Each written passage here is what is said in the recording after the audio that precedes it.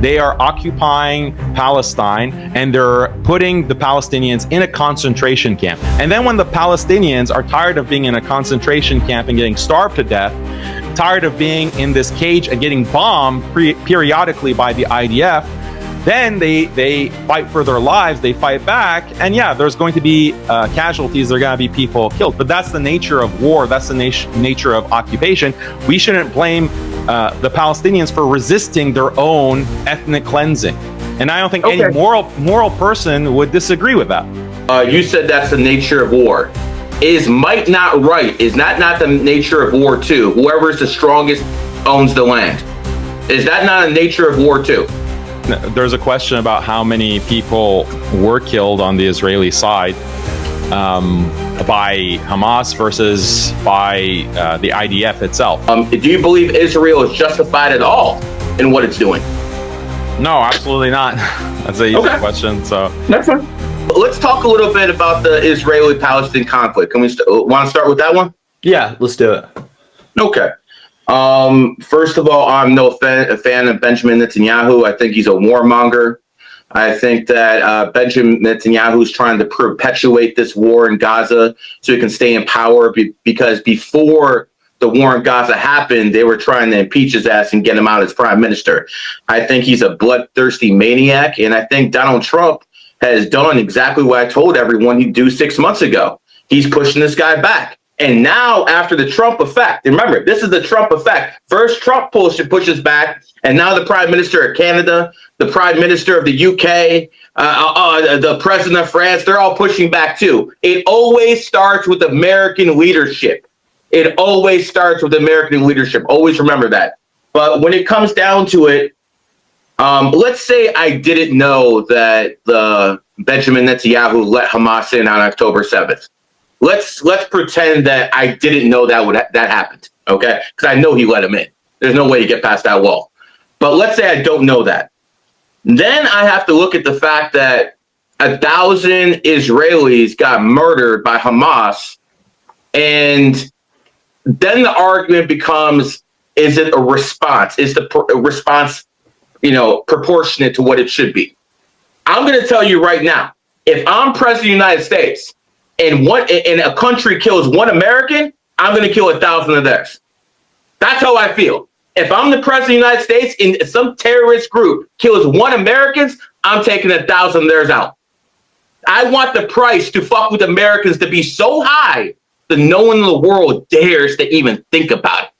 So from that perspective, it's like, okay, what is actually going on here? So, again, I wish I could snap a finger and cure everything in Gaza and cure everything in Israel.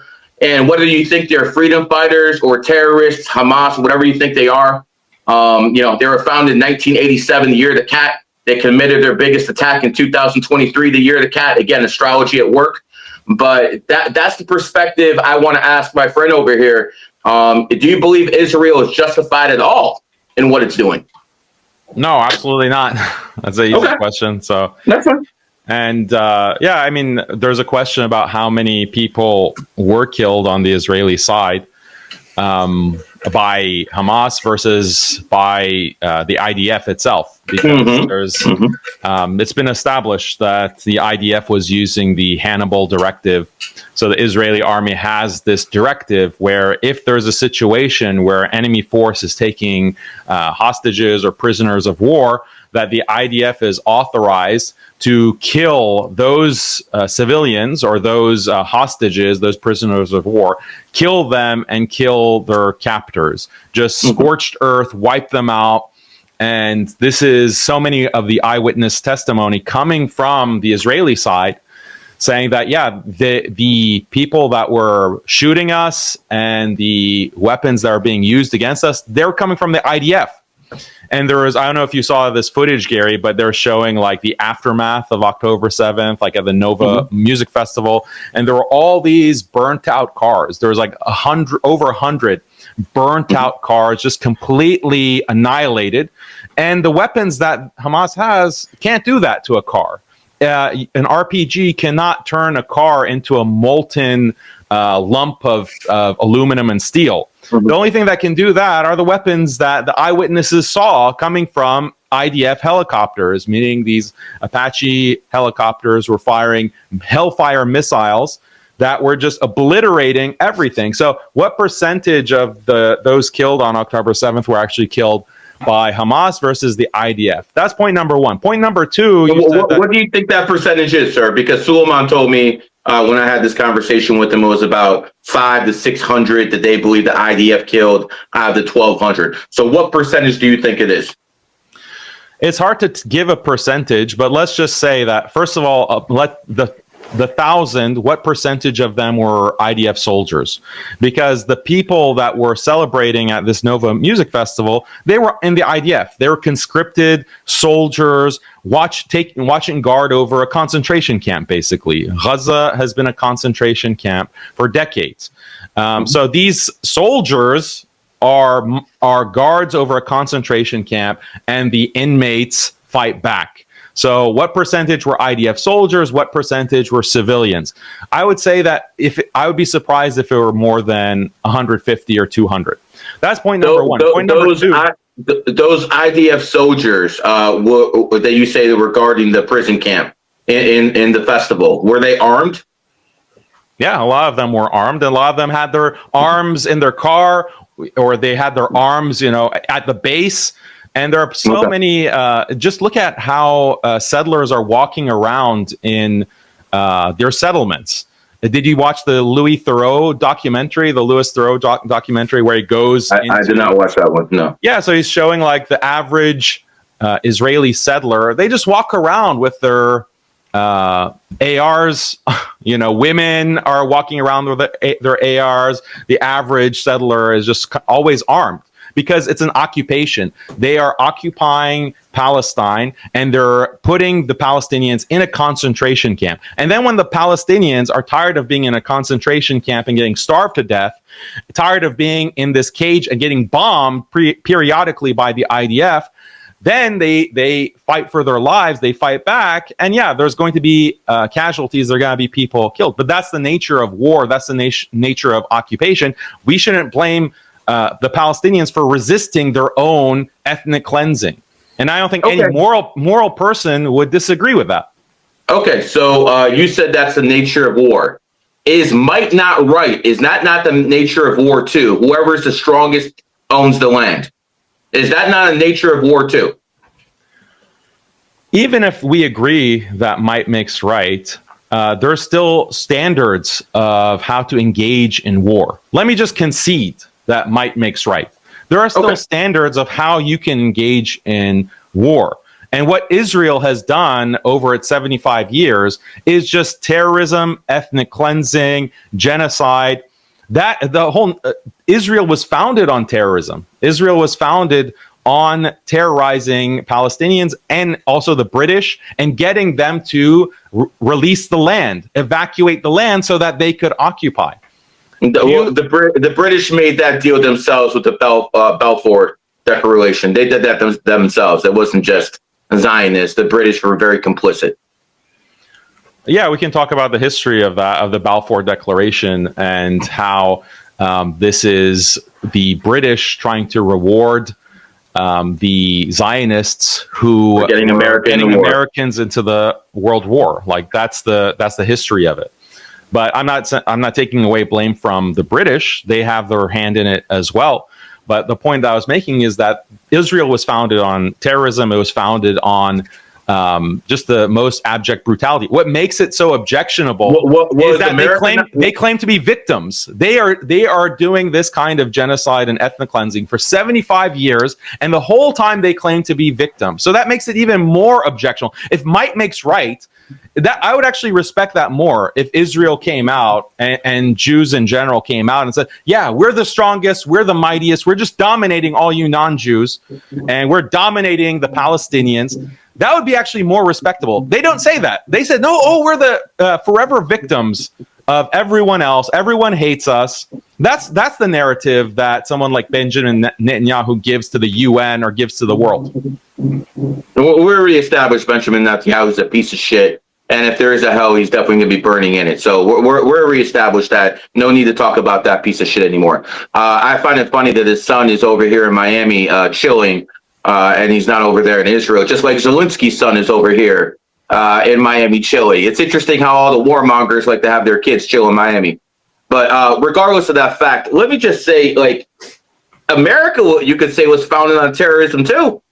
George Washington, the founding fathers, rebelled against the British crown. And let's not forget, they took Texas by force. They went in there and they took Texas by force. So here's the way I look at things. I live in Florida. And in Florida, we have a very powerful tribe. They're called the Seminoles.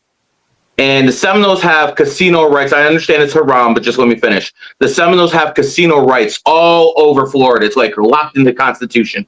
No one else can come in here and be a casino except the Seminoles. And a lot of people will be like, well, why is it that this group of people get reparations to this point, but African Americans and all the other people don't get anything, but the Seminole tribe gets it? Well, if you look at American history, the Seminoles were the only tribe that the U.S. military couldn't defeat. They couldn't defeat them. So they had to sign a peace treaty with them. And because their ancestors actually won wars, their descendants have privilege. I'm an American and I have privilege because my descendants of this nation won a war. So I look at what's going on in Israel, Palestine, whatever the hell you want to call it. And we had wars in 47, had a war in 67, had a war in 73, and every single time the Israelis won. So at some point, if you want to dictate terms, you have to win wars. The Muslims haven't won any wars since the Ottoman Empire. And again, I'm not justifying what Israel is doing. I'm not doing anything. I am just saying at some point, if you want privilege, if you want to make terms instead of being subjugated to terms from another person, you have to start winning wars. And that's never going to change, no matter what anyone feels, because the reality of the situation is this. Again, might equals right. And until someone goes in there by force and does what they have to do, I don't see the situation changing. And quite frankly, if I'm the United States of America, I need those nuclear weapons in Israel. I need them back. Like that's like, if I'm the president of Israel, if I'm the president of America, I'm making a demand that if you want America to continue to give you aid, we need your nuclear weapons. Because who the hell are you to tell Iran and all these other countries they can't have weapons, but you do? I disagree with the idea that Israel is winning wars. The only reason that Israel can survive is because of constant U.S. support, constant United States giving them aid, giving them weapons. Mm-hmm. Like, correct. The U.S. going to war against all of the regional enemies of Israel, eliminating Saddam Hussein, eliminating Gaddafi, neutralizing Syria by taking out, keeping Syria in a state of perpetual civil war. That's their strategy, is to... I think Turkey had more to do with Syria than America. Turkey had an awful lot to do with Syria, more than America, in all honesty. I'm talking about the historical Syria. The history of all of the region has been the United States in forever wars in the Middle East for the sake of Israel, to keep Israel from being completely wiped out. So that it's not like Israel is winning these, or it's Jews who are winning these wars. It's the United States as the lapdog of Israel. So that's really point number one. In 1948, in 1948, in 1967, in 1973, when the Middle East countries were attacking Israel, they had Soviet weapons. They were backed by a superpower as well. So let's be fair. Now, what is going on in Palestine is a little different situation. But in 67, 73, when all the Arab armies attacked Israel, they were being supplied by the Soviet Union as well. So we can't just say that America's supplying one side and the other side wasn't being supplied. Egypt, Syria were all getting weapons from the Soviet Union at the time. There's nowhere comparable. Like, if you look at the amount of military aid and weapons, the U.S. was air flying an entire fleet, like air transporting massive fleet of weapons, huge tanks, fighter jets that are going to Israel. And then second of all, what about nuclear weapons? Did Russia supply any kind of nuclear weapon to Muslim states like Egypt or Syria or Jordan? No. So this is a major difference between any kind of support that the Muslims got. I don't think America gave it. I don't think America gave Israeli state nuclear weapons. I think they stole that shit, just like the Rosenberg stole it for the Soviet Union. I don't think they gave it to them. As a matter of fact, Kennedy probably got clipped for trying to go after their nuclear program. Yeah, so I don't believe it was given to them. I think it was stolen. But my point is, and you're kind of making my point for me, is that you were claiming that there's a big problem when there are 30 to 40% of society has become Muslim because they start dictating their will. Correct. Okay, well, it seems like another, like your religious group, I know that you're not religiously Jewish, but your ethnic group also seems to be dictating a lot to the United States. They do? So is that a good thing? Like, is that a good thing? No, it's not a good thing. It's not a good thing. But here's the thing. There's something called hard power, which is military power, tanks, airplanes, guns. And there's something called soft power, which is money, influence. So Israel has soft power all over the world, not just in the United States. They have it in Brazil. They have it in Saudi Arabia. They have it in India. They have it all over the world. So the Israelis are very good at soft power. Soft power includes espionage with Mossad. Soft power includes having guys like Epstein blackmail people in positions of power so they do what they want. So when you say Israel, we disagree on the definition of soft power. That's like criminality. That's like being a mob. That's criminality. Soft power is like every nation that's in charge has done that. The British, the Romans, the Americans, they all do it. Assassinating a president, is that soft power? Yes. Okay, then we just, if assassinating a president is soft power, then okay. Well, it goes like this. Let me explain how it goes. First, I'm just going to go from America's point of view. First, they go in and they put sanctions on you. If the sanctions don't work, they send in the CIA to try to covertly overthrow your nation. If that doesn't work, then they come in with the military. So quite frankly, I wish that in Iraq, for instance, that the CIA could have done its job and overthrew Saddam Hussein without U.S. bodies having to go in there and dime. So every time the U.S. military is used, that's a failure of the CIA. Because if the CIA did its job, the American military wouldn't have to be used. Now, you might not like my premise, but you can't disagree with what I'm saying. There's a step-by-step nature to soft power. Sometimes soft power is just opening up NGOs and giving people in that country so-called free money or free anything so they have a foothold and they can overthrow the government like they tried to do in Russia in 2012, how they tried to do in Venezuela in 2002. This is something that goes on perpetually with the United States government. But when you say Israel hasn't won the wars, well, I consider soft power even more important than actual hard power. And when it comes down to that, Mossad is probably the best organization in the world at gathering dirt from politicians or, honeypotting him like Epstein. And until that is taken care of, the Zionists are going to stay in power. From what it looks like to me, it looks like Donald Trump is actually changing on these people. So that's just my perspective. That's something I always believed.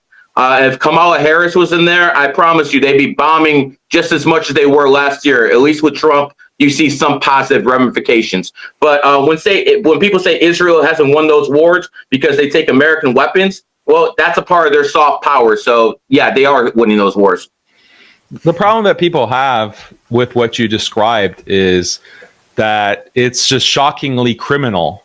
And people, like other groups, are not willing to engage in this level of shocking criminality.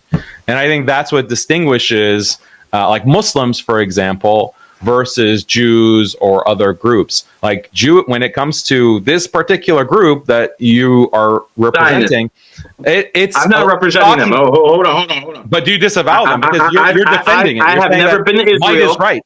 You're saying I have might never is been right. to Israel. I'm an American saying that. I'm an American saying that. I've never been to Israel. I've never kissed the wall. I don't plan on kissing the wall anytime soon. And I've been talking about Zionists for 20 years.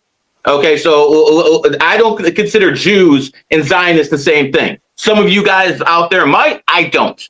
So let's not say I represent that group. I might have some of their blood in me, but I don't represent them.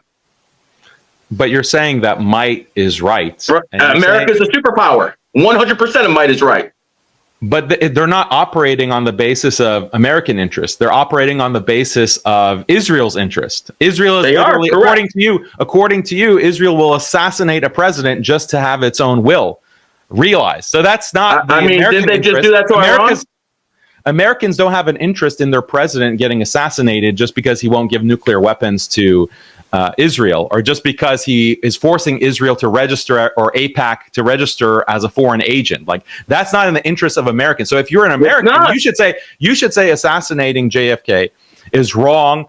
Forcing the United States to go to Iraq through blackmail, through what you call soft power, through Epsteining all of these politicians, lobbying these politicians to go into a war that's disastrous, costing the United States $8 trillion, reducing the quality of life in America for Americans. If you're America first, then you should blast the Israeli lobby. You should say that this is completely immoral, that this is not in the interests of America. That's what you should say. But instead, you're saying, I agree with everything you said. I agree with everything you said. And as a matter of fact, I will go even further. You cannot be a dual citizen in my United States of America and be an American government. You cannot be an Israeli citizen in the U.S. Congress. You cannot be an Israeli citizen in the Trump administration. Only Americans. I want to go that far. But see, here's the thing. It takes time. This parasite has infested the host. And you can't remove the parasite without damaging the host if you do it very quickly. You got to do it in a very, very slow manner. Who are the parasites? It cannot be. You know exactly. Listen, bro, you know exactly what I'm talking about, man. I don't have to elaborate here. You know exactly what I'm talking about. We have a parasite in the United States of America, and it's attached itself to the host. Now, I'm just saying that is the only way that parasite can exist. It has to attach itself to a host. So that's the way it lives. That's the way it operates. The host has to make sure that parasite is taken off, but not right away, not quickly. It has to be very gradual, or the host will die too. My main interest is making sure America stays the superpower for the next 100, 200 years. To me, the main threat is China and them trying to take over American supremacy. Now, do I want Israel cut off completely? Probably not. Do I want, no, I'm going to be why. I'm going to tell you why in a second. Because I believe that those kids who were born in Israel from 1950, 1960, 1970, that's their home. That's their home. It's just as wrong to remove them from their homeland as it is to remove the Palestinians from theirs. But we can't go back in time and fix that. We know what the situation is now. I'm not going to fault kids who were born in Israel through no fault of their own, and people want to take their land. So again, but didn't you just say might is right? If might is correct, right, then if tomorrow, let's say tomorrow, Syria and Egypt team up and Jordan team up, and they launch a surprise attack against Israel, and they're able to take over, and they say all of the Jews have to get out of this land. This land is now Palestine. Might makes right, so you'd support that, right? You'd be in favor of that. Yes. If that were to happen, you'd say there's nothing wrong. Well, Jordan would never go against Israel. You know that. But let's say they have awakening, like they have a okay. You got another 20 years for that wakes up and he has a dream. Mm-hmm. Abdullah has a dream where he's boiling in hellfire, and he's like, "Oh, I can't let this be my." Yeah, the Jordanese were shooting down their Iranian missiles that were fired at Israel a couple months ago. Jordan is a lapdog.